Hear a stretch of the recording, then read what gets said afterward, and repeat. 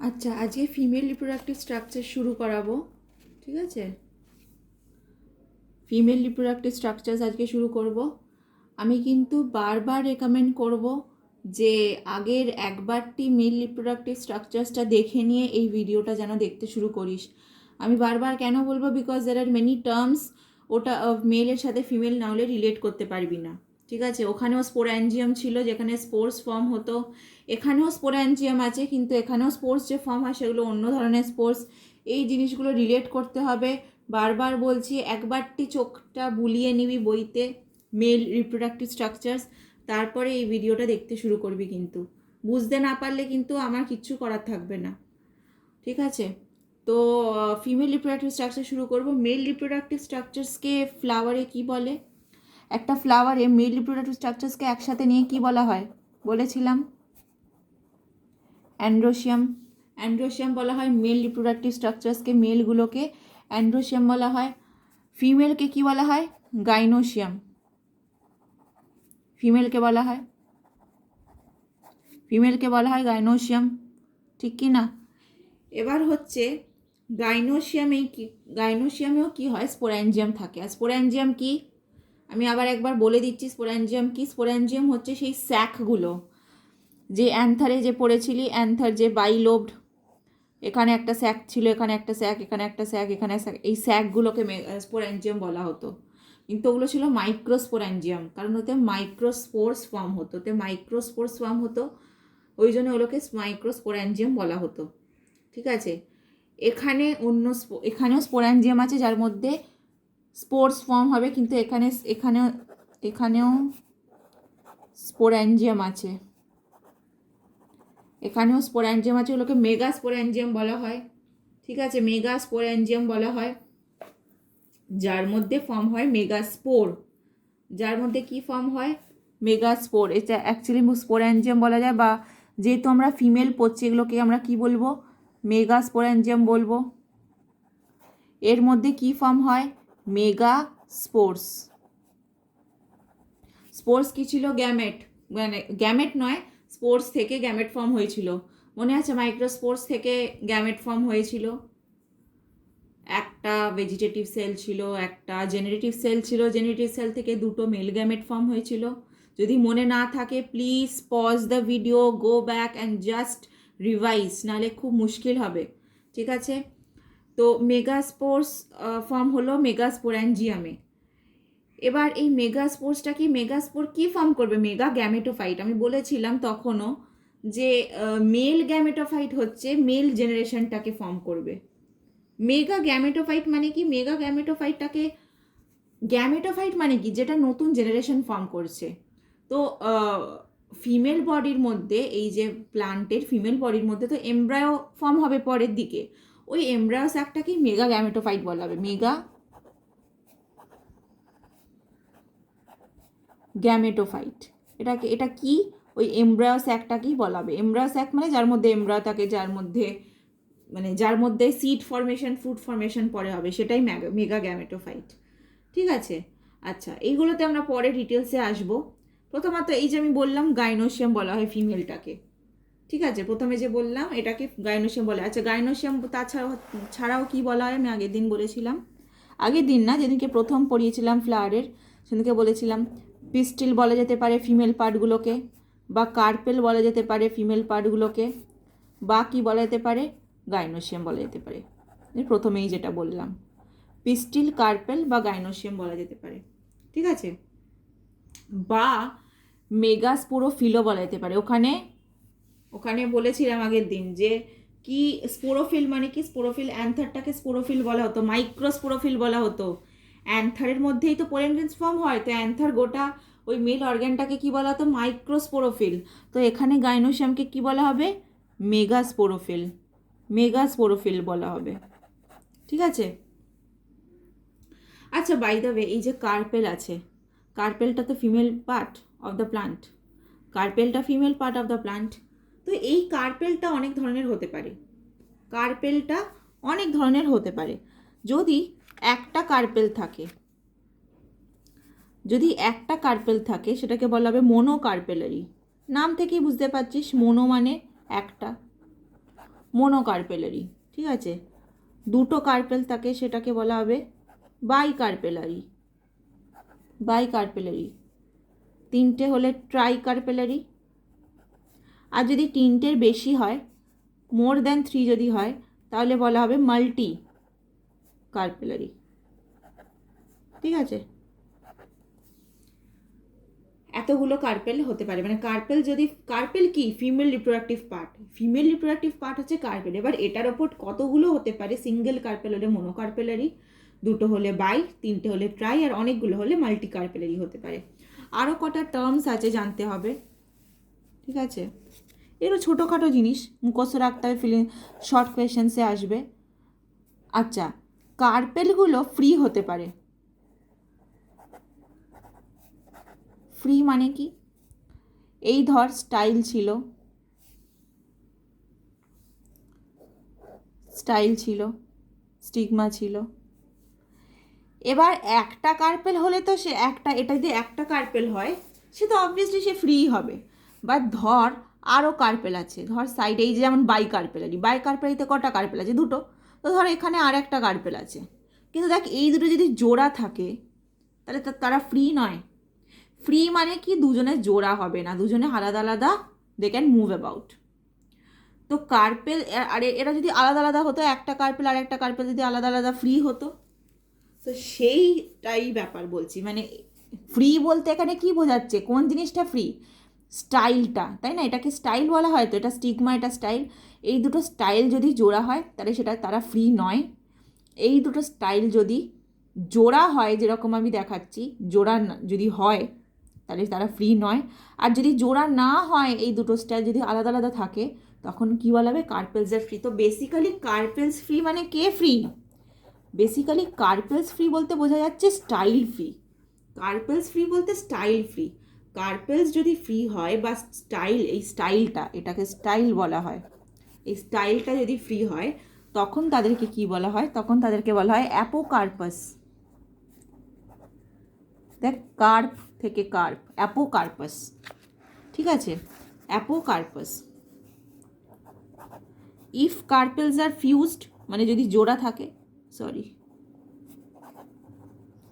If carpels are fused, আচ্ছা carpels fused মানে কি, ফিউজড, কার্পেলস ফিউজড মানে fused style. If carpels are fused, তখন তাকে বলা হবে সিনকার্পাস, সিনকার্পাস। মনে রাখতে পারি সিঙ্ক ওয়ার্ডটা থেকে, সিঙ্ক ওয়ার্ডটা মানে কি জানিস, সিঙ্ক ওয়ার্ডটা মানে একসাথে, টুগেদার, তো সিনকার্পাস, ঠিক আছে। আচ্ছা, তো এই স্টাইলের নিচের পার্টটায় কি থাকে, এখানে একটা ওভারি থাকে, তো ওভারি থাকে নিচের পার্টটায়, নিচের পার্টটা ওভারি থাকে। তাহলে এই নিচের পার্টটা, এই নিচের পার্টটা বেসাল, বেসাল মানে কি, বেসের কাছে, বেসাল মানে বেসের কাছে, বেসাল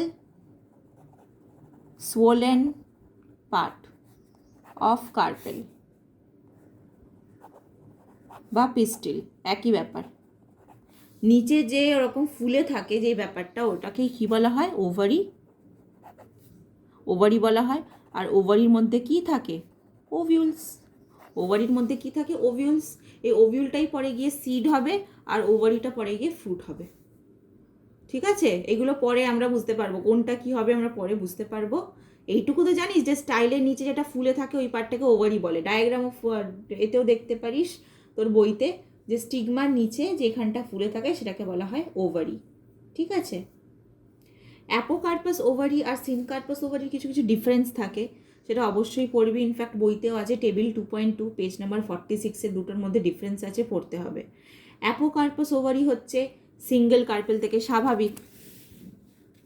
অ্যাপোকার্পাস মানে কি, অ্যাপোকার্পাস মানে কি বললাম, কার্পেল ফ্রি থাকে, ঠিক আছে। তো অ্যাপোকার্পাস মানে ফ্রি যদি থাকে তাহলে বেসটা তো তোর সেমই হবে, এখান থেকে সবাই উঠবে, ঠিক কি না। তো অ্যাপোকার্পাস ovary is formed from a single carpel, formed from a single carpel. অ্যাপোকার্পাস ovary form from a single carpel, মানে অ্যাপোকার্পাস মানে কি, যারা ফ্রি, যারা ফ্রি তারা সিঙ্গেল কার্পেল থেকেই ফর্ম হয়।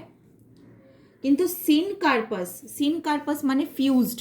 দেখ অনেকগুলো কার্পেল যখন ফিউজড থাকে তো সেখানে একটার থেকে বেশি কার্পেল একসাথে জুড়ে থাকে বলে সিন কার্পাস বলা হয়। ঠিক আছে। অ্যাপোকার্পাস মানে কি ফ্রি। অ্যাপোকার্পাসে ফ্লাওয়ারের মধ্যে অনেকগুলো কার্পেল হতে পারে, তারা ফ্রি থাকবে কিন্তু কার্পেল অনেকগুলো হতে পারে। ঠিক আছে। একটা জিনিস তোরা খেয়াল রাখবি, তোরা এখন ডিফারেন্স পড়বি, দেখবি অ্যাপোকার্পাস ওভারিতে ফার্স্ট পয়েন্টে আছে form from a single pistil, second পয়েন্টে আছে অনেকগুলো পিস্টিল আছে ফ্লাওয়ারে। তো তোরা কনফিউজ হয়ে যাবি। তোরা যদি ডিফারেন্স দেখিস অ্যাপোকার্পাস আর সিনকার্পাসের মধ্যে, অ্যাপোকার্পাসের প্রথম দুটো পয়েন্ট দেখ, প্রথম পয়েন্টে আছে সিঙ্গেল পিস্টল, সেকেন্ড পয়েন্টে আছে অনেকগুলো পিস্টল, তো তোরা কনফিউজ হবি।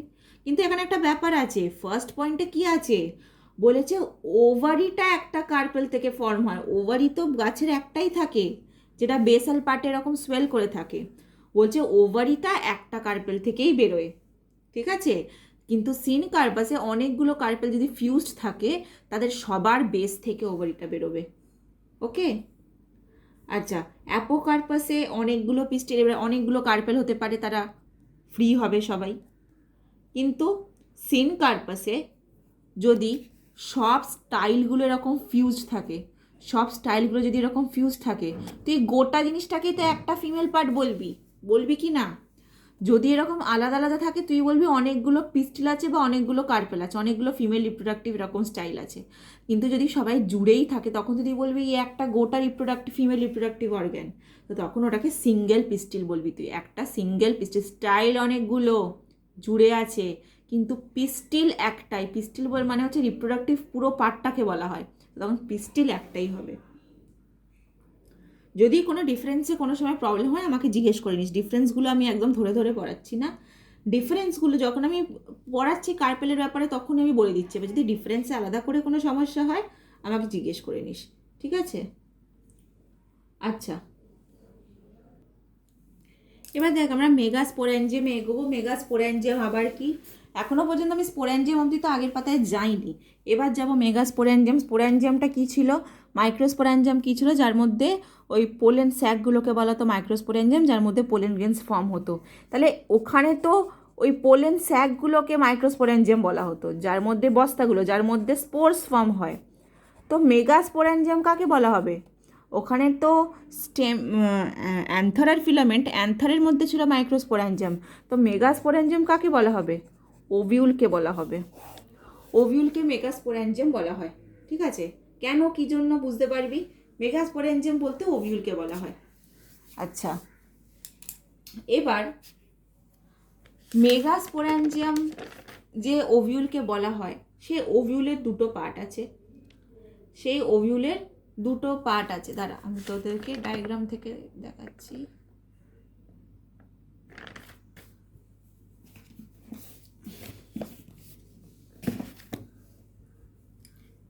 ধর এইটা একদম আমি ওভিউল, ধর এটা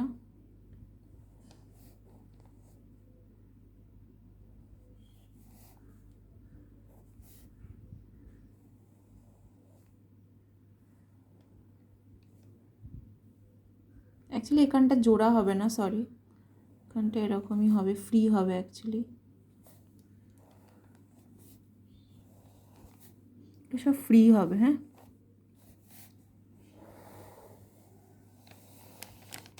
জাস্ট একটা আমি রাফ ডায়াগ্রাম আঁকছি, এখন ঠিকঠাক আঁকতে গেলে অনেক টাইম লেগে যাবে। রাফ ডায়াগ্রাম আঁকছি। তো এরকম যদি তুই একটা এই গোটা ওভিউলটাকে বলিস, এই ওভিউলটা অ্যাকচুয়ালি ফ্রুটে মানে ওভারি, দেখ ওভিউলটা কোথায় থাকে বাই দ্য ওয়ে, এই হচ্ছে তোর স্টাইল, এই হচ্ছে তোর নিচে ওভারি, ওভারির ভেতরে আছে ওভিউলটা। তো ওই ওভিউলটা তো ওভারির সাথে আটকে থাকতে হবে। ওভিউলটা যে ওভারির সাথে আটকে কিস দিয়ে আছে, এটা দিয়ে আটকে থাকে, এটাকে বলা হয় ফিউনিকল।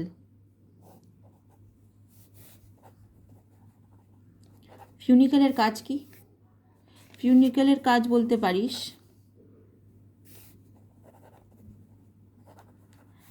attaches the main body of ovule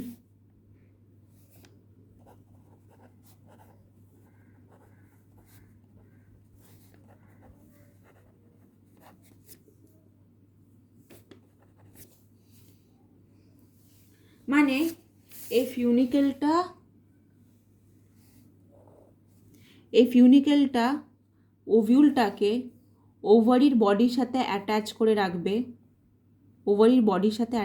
রাখবে, অ্যাকচুয়ালি নিচে প্ল্যাসেন্টা আছে, প্ল্যাসেন্টা আমি দেখাতে পাচ্ছি না, প্ল্যাসেন্টার সাথে আটকে থাকে। এখানে একটা প্ল্যাসেন্টা থাকে ওভারির ভেতর, তার ভেতরে থাকে ওভিউল, ঠিক আছে। প্ল্যাসেন্টার সাথে যে ফিউনিকেলটা জুড়ে আছে, এই ফিউনিকেলটা ওভিউলের কোথায় গিয়ে আটকেছে দেখ, এখানটা। এই ফিউনিকেলটা ওভিউলের কোথায় গিয়ে আটকেছে, এইখানটা, ভায়া হাইলাম, মানে এইখানটাকে কি বলা হবে, হাইলাম। হাইলাম কি, ফিউনিকেলটা ওভিউলকে আটকে রেখেছে এই জায়গাটায়, ভায়া হাইলাম, ওই জন্য এটাকে হাইলাম বলা হচ্ছে, ঠিক আছে। আর এই বাকিটাকে কি বলা হবে, বডি। এই বাকিটা হচ্ছে বডি, এই গোটা জিনিসটা বডি, আর এই নিচের পার্টটা কি, ফিউনিকেল। গোটা পার্টটা বডি, নিচের পার্টটা ফিউনিকেল। ফিউনিকেলের সাথেই কি হচ্ছে, অ্যাটাচ করে আছে ওভিউলটা ভায়া প্ল্যাসেন্টা। প্ল্যাসেন্টাতে এখানে তোরা বইতে দেখতে পারিস, প্ল্যাসেন্টা যদি থাকে, প্ল্যাসেন্টা অ্যাকচুয়ালি এই চারদিকে একটা এরকম লেয়ার থাকে, এরকম প্ল্যাসেন্টা, তার উপরে থাকে ওভারি, ঠিক আছে। আচ্ছা, এবার দেখ, এই যে মেন বডিটা, এই গোটাটাকে এই গোটাটাকে আমি বডি বলছি তো, এই গোটাটাকে যে আমি বডি বলছি, এই বডিটার এই যে ওপরের এতখানি ফাঁকা পার্টটাকে, এই যে এতখানি ফাঁকা পার্টটা অ্যাকচুয়ালি আরও বড় হবে, আমি আরও এরকম আঁকা উচিত ছিল, এই ফাঁকা পার্টটা আরও বড় হবে। এই ফাঁকা পার্টটাকে কি বলা হবে, নিউসেলাস। নাম থেকে এরকম করে তোরা মনে রাখতে পারিস যে নিউসেলাস উইল প্রোভাইড নিউট্রিশন, এরকমভাবে মনে রাখতে পারিস। নিউসেলাসটা কি করে, আচ্ছা এর ভেতরে, এটা তো ওভিউল, একটা ওভিউলের ভেতর তো এমব্রায়ো গ্রো করবে পরে, নতুন এমব্রায়ো, মানে বুঝতে পারছিস, ছোটো বাচ্চা একটা, তো তাকে তো খাবার দাবার প্রোভাইড করতে হবে, নিউসেলাস প্রোভাইড করে, ঠিক আছে। তাই এই নিউসেলাস এখানটা কী দিয়ে বানানো, নিউসেলাসটা কী দিয়ে বানানোটা কী দিয়ে, প্যারেনকাইমেটাস সেল, মনে আছে প্যারেনকাইমেটাস সেল কি, প্যারেনকাইমেটাস সেল হচ্ছে তোরা খাবার বানাতে পারত, তোদের মধ্যে একটু ক্লোরোফিলও থাকে, এখানেও খাবার বানাতে পারবে না, কিন্তু প্যারেনকাইমেটাস সেল প্রচুর খাবার স্টোরও করতে পারে, ঠিক আছে। তো এইভাবে বলতে পারি ব্যাপারটা, যে মেন বডি, যে ওপরটা, মেন বডিতে কি আছে, কি দিয়ে বানানো, প্যারেনকাইমেটাস সেলস, যেটাকে বলা হচ্ছে নিউসেলাস, যেটার কাজ কি, রিজার্ভ ফুড মেটেরিয়াল রাখা।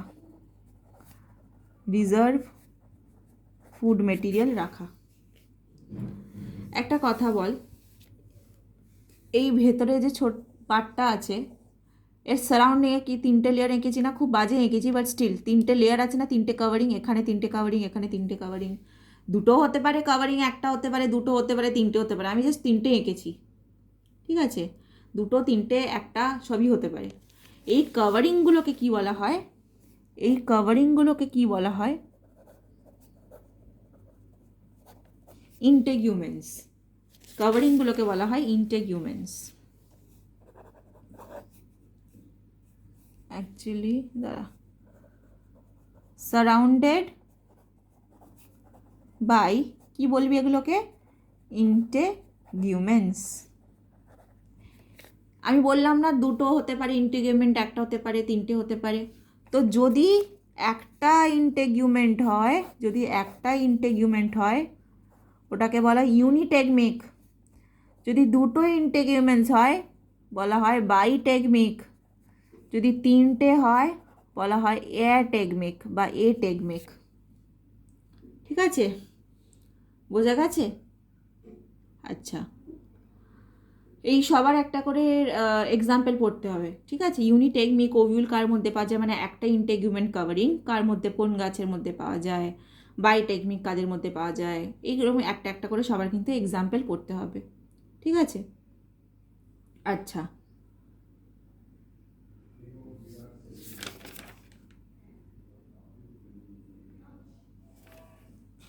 একটা জিনিস মনে রাখতে পারিস, আর একটা আমার জাস্ট এখানে হয়তো বইতে নেই, বাট স্টিল কোথাও যদি আসে বা কোথাও যদি থাকে, এই ইউনিটেগমিক ওভিউল যার মধ্যে একটা ইন্টেগুমেন্ট আছে, এটা বেশিরভাগ পাওয়া যায় কাদের মধ্যে একটু বলে দিই। এটা বেশিরভাগ পাওয়া যায় ফাউন্ড ইন গ্যামোপেটালাস ফ্লাওয়ার্স। গ্যামোপেটালাস মানে কি, পেটেলগুলো আছে না, সুন্দর সুন্দর দেখতে পেটেলগুলো আছে, কালারফুল, যাদের মধ্যে পেটেলগুলো ফিউজড থাকে, যাদের মধ্যে পেটেলসগুলো ফিউজড থাকে তাদেরকে গ্যামোপেটালাস বলে। বাইটেকমিকটা যাদের মধ্যে পাওয়া যায়, কাদের মধ্যে বেশি পাওয়া যায়? In পলিপেটালাস flowers. পলিপেটালাস মানে কি, পেটেলসগুলো কিন্তু আলাদাভাবে সেপারেট হয়ে থাকে, এটা বেশি পাওয়া যায় আর কি। ইউনিটেকমিকটা গ্যামোপেটালাস ফ্লাওয়ার্সে পাওয়া যায়, আর বাইটেকমিকটা পলিপেটালাস ফ্লাওয়ার্সে পাওয়া যায়। ওকে, আচ্ছা, আর একটা কথা বলে দিই, এটা তো নিউসিলাস ছিল না, যেখানে নিউট্রিশন পাওয়া যায়। নিউসিলাসের একদম ওপরে সোলেন পার্টটা কি বলা হবে? চালাজা। ওই জন্য ওভিউলের ওপরের পার্টটাকে বলা হয় চালাজাল এন্ড। কি বলা হয়? ওভিউলের ওপরের এই নিউসিলাসের এন্ডটাকে বলা হয় চালাজাল এন্ড। আর একদম এখানে যেখানে ইন্টেগুমেন্টসগুলো শেষ হচ্ছে, যেখানে ইন্টেগুমেন্টসগুলো এসে এন্ড হচ্ছে, সেটাকে বলা হয় মাইক্রোপাইল। কি বলা হবে? মাইক্রোপাইল। তাহলে দুটো এন্ডিং আছে। কি কি এন্ডিংগুলো? একটা হচ্ছে নিউসিলাসের সোলেন এন্ড, যেটাকে বলা হবে চালাজা, ফোলা মতো, সোলেন মানে তো জানিস। আর একটা হচ্ছে অ্যাট দ্য এপেক্স অফ ইন্টেগুমেন্টস, মানে ইন্টেগুমেন্টসগুলো এখানে গিয়ে মিট করছে, সেই এন্ডটাকে বলা হচ্ছে মাইক্রোপাইল। ঠিক আছে?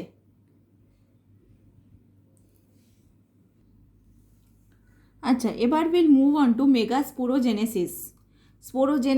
আবার বলছি, জেনেসিস মানেই formation of spores.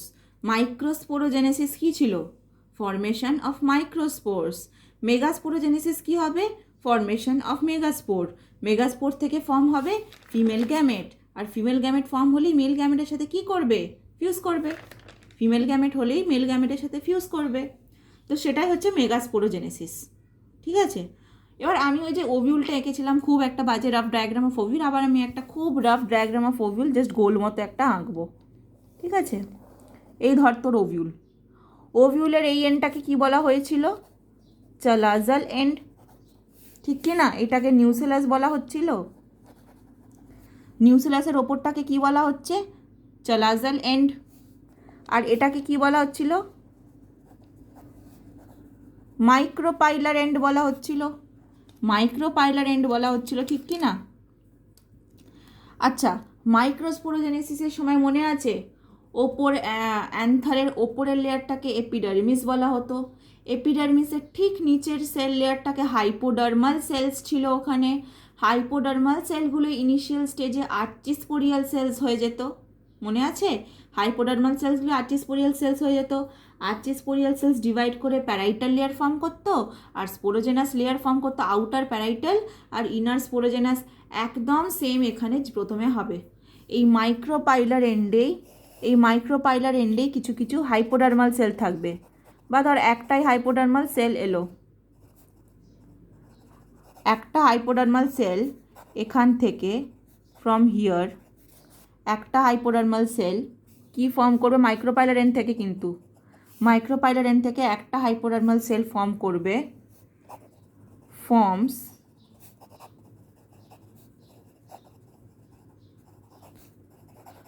An আর্চিস্পোরিয়াল sell. একটা আর্চিস্পোরিয়াল সেল ফর্ম করবে। ঠিক আছে? আর্চিস্পোরিয়াল সেল ফর্ম করবে। আর্চিস্পোরিয়াল সেল, তোদের মনে আছে archesporial cell parietal, outer parietal form করেছিল, আর ইনার স্পোরোজেনাস। এবার ওই স্পোরোজেনাসটা কিন্তু মাদার সেলের মতো কাজ করতে পারে। ইনফ্যাক্ট এই যে আর্চিস্পোরিয়াল সেলস ফর্ম হলো, আর্চিস্পোরিয়াল সেলটাই কিন্তু মেগাস্পোর মাদার সেল হিসাবে কাজ করতে পারে। মাদার সেল কী ছিল? মাদার সেল থেকে মিওসিস হয়ে মাইক্রোস্পোর ফর্ম হয়েছিল তো, মাইক্রোস্পোর। এখানেও কিন্তু মাদার সেল আছে, megaspore mother sell. Megaspore mother sell থেকে মিওসিস হয়ে মেগাস্পোর ফর্মে মাদার হবে, মানে মাদার হলেই কি বলেছিলাম, মিওসিস হবে। মিওসিস হয়ে ক্রোমোজোম নাম্বার হাফ হয়ে যাবে। তো এখানেও কিন্তু মাদার সেল আছে। এবার মাদার সেল এক তো ফর্ম হতে পারে আর্চিস্পোরিয়াল সেল থেকে ডিভিশন হয়ে, বা এই আর্চিস্পোরিয়াল সেল নিজেই মাদার সেল হিসাবে ফাংশন করতে পারে। আমি বলে দিচ্ছি সেটা। Archesporial cell may function as megaspore mother cell, বা আরও বেশি ডিভাইড করতে পারি, ডিভাইড করে পরে মেগাস্পোর মাদার সেল। ও বললো না না, আমি মেগাস্পোর মাদার সেল হিসাবে ফাংশন করব না, আমি আরও ডিভাইড করব। ঠিক আছে, তো যদি ডিভাইড করে আর্চিস্পোরিয়াল সেল কি ফর্ম করেছিল, আউটার প্যারাইটাল সেল, যেটা কি ফর্ম করেছিল, প্যারাইটাল টিস্যু, যেটা কি ফর্ম করেছিল, প্যারাইটাল টিস্যু, বা ইনার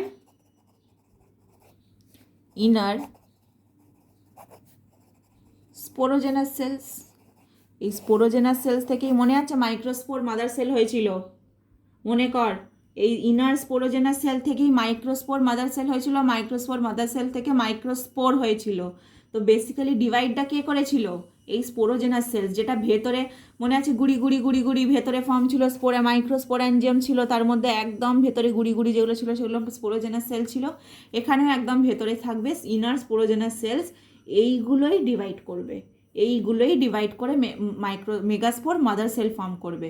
যদি এ মেগাস্পোর মাদার সেল হিসেবে ফাংশন করে তাহলে তো মিটেই গেল, তাহলে তো এই স্পোর্স ফর্ম করবে।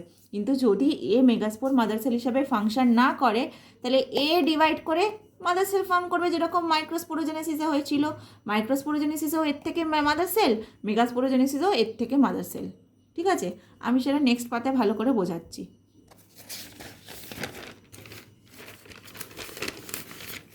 তো ধর আমরা শুরু করছি কোথা থেকে, শুরু করছি একটা ইনার স্পোরোজেনাস সেল থেকে।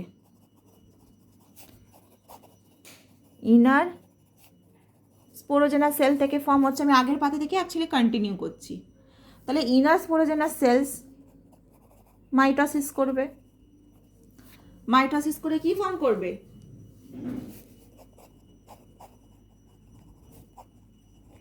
ডিফারেন্সিয়েটস ইনটু কি ফর্ম করবে, মেগাস্পোর মাদার সেল। স্পোরোজেনাস সেলসের কাজ কি, মাইটোসিস করে মাদার সেল ফর্ম করা। মেগাস্পোর মাদার সেল, আর মাদার সেল হওয়া মানে তারপরে কি ডিভিশন হবে, মিওসিস হবে। মাদার সেল ফর্ম করা মানে কি ডিভিশন হবে, মিওসিস হবে। মিওসিস কেন, এটা 2n, এটা 2n, করতে হবে কি n, নাহলে মাদার থেকে n পাবে, ফাদার থেকে n পাবে, তবে তো গিয়ে বেবি n 2n হবে। মাদারকে তো হাফ হতে হবে, তো নিশ্চয়ই জানিস। তো মাদার সেল 2n আছে, এবার মিওসিস হয়ে কি হবে, 4টে। ওখানেও কিন্তু 4টেই ফর্ম হয়েছিল, মাইক্রোস্পোর টেট্রাড ফর্ম হয়েছিল, মনে আছে, মাইক্রোস্পোর টেট্রাড ফর্ম হয়েছিল, 4টে মাইক্রোস্পোর ফর্ম হয়েছিল। ওই টেট্রাডগুলো আবার ডিফারেন্ট শেপেরও হতে পারে, মনে আছে তো। এখানেও কিন্তু টেট্রাড ফর্ম হবে, কারণ কি কটা ফর্ম হচ্ছে, 4টে। তো 4টে হ্যাপ্লয়েড মেগাস্পোর্স ফর্মড। কি বলা হচ্ছে এটাকে, টেট্রাড, এটাকেও বলা হচ্ছে টেট্রাড। ঠিক আছে, আচ্ছা এবার আমাকে একটা কথা বল, ধর আমি একটা মেগাস্পোর মাদার সেল আমি যদি আঁকি, ধর এটা 2n মেগাস্পোর মাদার সেলটা, ঠিক আছে, ধর এটা 2n। আচ্ছা এ মিওসিস করে ধর এরকম টেট্রাড ফর্ম করলো, 1 2 3 4, 1 2 3 4, 4টেই কি হ্যাপ্লয়েড। তো 4টে কি হবে, n n n n। Megaspore mother sell যদি 2n হয়, তাহলে 4টেই হ্যাপ্লয়েড। হ্যাপ্লয়েড মানে কি, হাফ ক্রোমোসোম নাম্বার, তাহলে 4টেই কি হবে, n। আচ্ছা এবার একটা জিনিস মনে রাখ, মনে আছে ওভিউলের ওপর পার্টটা কি ছিল, চালাজাল এন্ড, এটা চালাজাল এন্ড, এটা মাইক্রোপাইলার এন্ড।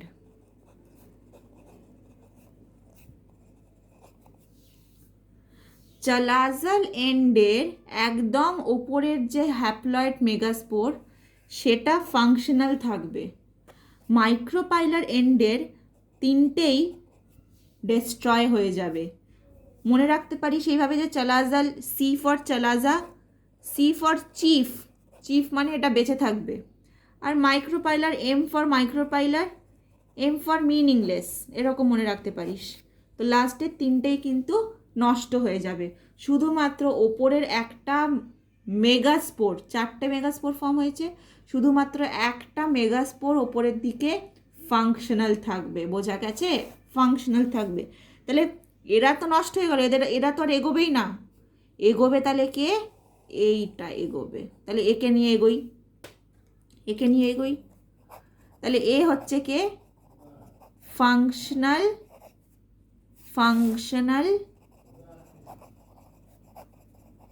Megaspore, functional megaspore. একে নিয়ে এবার এগোতে হবে। তাহলে বেসিক্যালি এই ফাংশনাল মেগাস্পোরটা কোথায় ফর্ম হবে? এই ওপরের দিকে চালাজাল এন্ডে ফর্ম হবে। নিচের তিনটে দেখ, নিচের তিনটে তো নষ্ট হয়ে গেছে, তো আমি একে কি করব? একে তো লাভ নেই।